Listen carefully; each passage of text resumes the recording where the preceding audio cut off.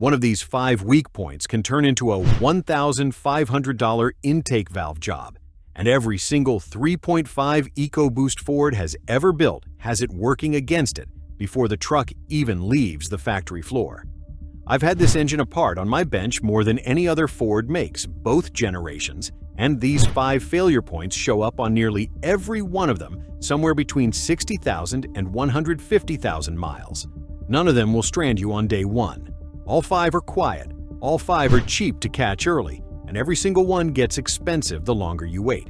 By the end of this video, you'll know all 5, exactly what each one is doing to this engine right now, and the cheap fix that keeps every one of them from turning into the big bill. None of these 5 happened because Ford built a bad engine. They happened because a twin-turbo, direct-injected V6 doing a V8's job runs hotter, works harder, and has almost no built-in way to clean itself the way an older, simpler engine could. Every trade-off below saved weight, saved fuel, or hit an emissions target, and every one of them left a bill for somebody, eventually. Weak point 1. Your intercooler can reign inside your own intake tract. Ford's first-generation 3.5 EcoBoost, built in 2011 and 2012, compresses outside air hard enough to make a V6 perform like a big V8, then runs that hot compressed air through an intercooler to cool it before it reaches the cylinders. Cool that air down enough, especially on a humid or damp day, and water condenses right there inside the intercooler and the piping after it, the same way a cold glass sweats on a summer afternoon. And it gets worse. Get back on the throttle hard after a long, steady highway cruise, and that pooled water gets pulled straight into the cylinders along with the air charge.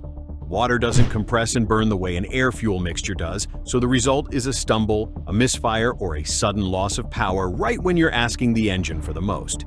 Ford's own fix, TSB 13-8-1, moved the intercooler's air deflector from the top to the bottom so trapped water evaporates instead of pooling. And later, production got a redesigned intercooler with better drainage built in.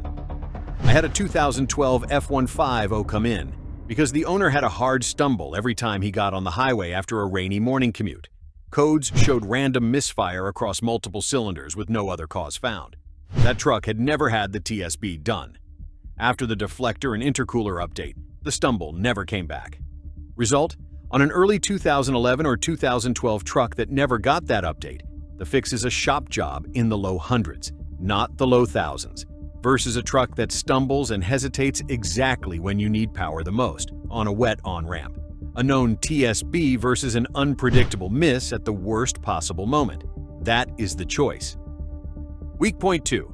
Every one of these engines is slowly coating its own intake valves. Here's where it gets interesting. This next one isn't a first-generation problem or a rare one. It's built into every single 3.5 EcoBoost Ford has made, Gen 1 or Gen 2, because of the exact thing that makes this engine efficient. Direct injection sprays fuel straight into the cylinder instead of onto the back of the intake valve, which makes more power and burns less fuel. But it also means there's no fuel mist washing that valve clean the way there was on older port-injected engines.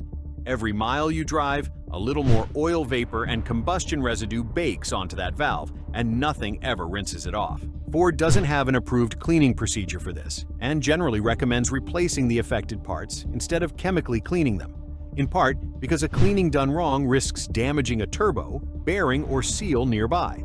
Left alone long enough, that buildup restricts airflow, causes rough idle and misfires, and costs $1,000 to $1,500 in parts and labor once it's finally bad enough to need attention. Result? Running top-tier gasoline and adding a bottle of GDI, intake valve and turbo cleaner, every 10,000 to 15,000 miles costs about $10 to $20 a treatment and measurably slows how fast that buildup forms. $20 at a service interval versus $1,500 once it's already restricting airflow. That is the trade, and it's the one weak point on this list every single one of these engines will eventually face, no matter the model year. Now here's the part of this video that actually matters more than any single weak point on this list. Every one of these 5 is nearly silent until it isn't. No dash light for condensation, no warning for carbon buildup, nothing telling you which one is already working against your specific truck right now.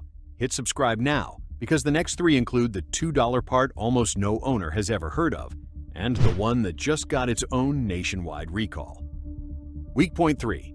That rattle isn't always the cam phaser. This is where most people get it completely wrong. They hear a rattle at idle or on a cold start and assume it's the same cam phaser noise this channel has already covered on this engine family. Sometimes it is, but on this engine there's a second, completely different rattle coming from the Wastegate linkage, the arm that controls how much exhaust bypasses the turbo to manage boost. That linkage carries a bit of built-in slack from the factory, and it loosens further with heat cycling and mileage, which is exactly what turns into a metallic rattle at idle or under light throttle. It isn't dangerous in the short term, but a wastegate rattling because of a loose, worn linkage isn't controlling boost as precisely as it should.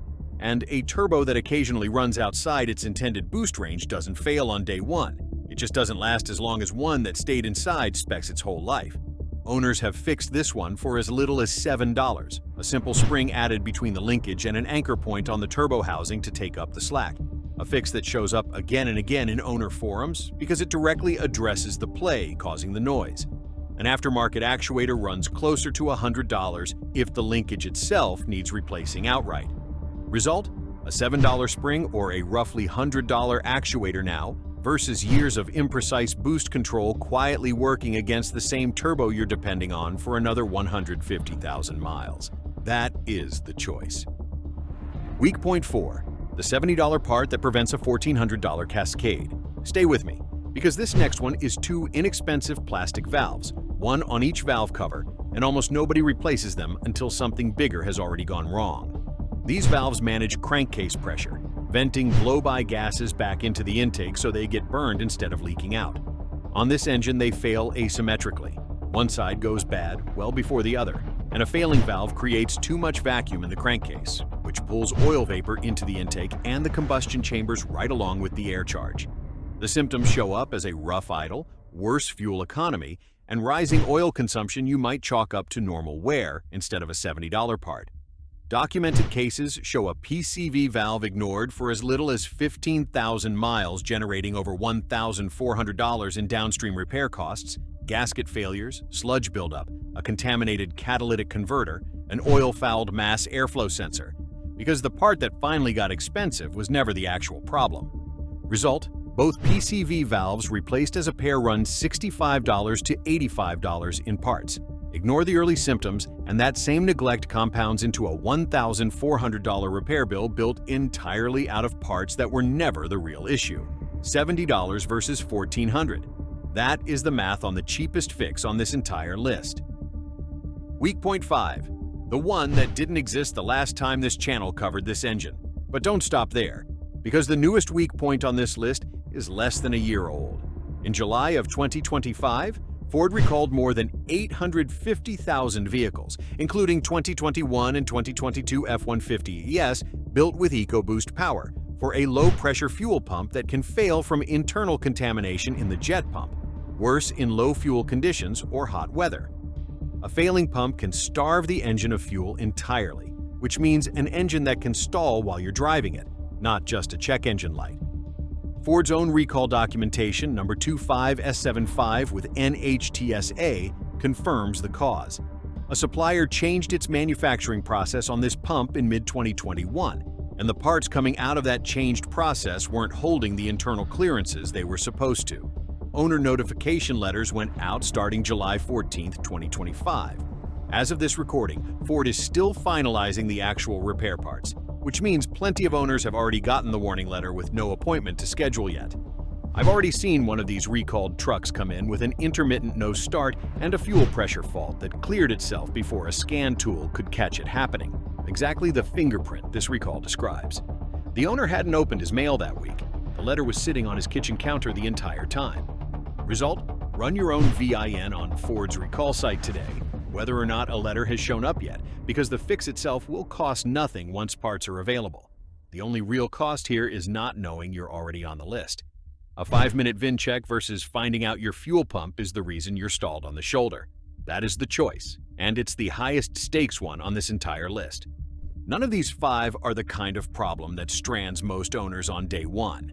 They're the kind that sit quietly in the background for years, get more expensive the longer they're ignored, and cost next to nothing the moment you actually go looking for them.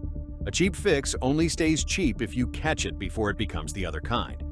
Comment which of these 5 you'd already dealt with, and which one you're checking for the first time after this video. I want to know whether the recall or the carbon buildup catches more of you off guard. Which of these same 5 weak points show up on the 2.7, and which ones are unique to the 3.5? That's the next video. Check your own VIN against 2.5 S75 before you watch it.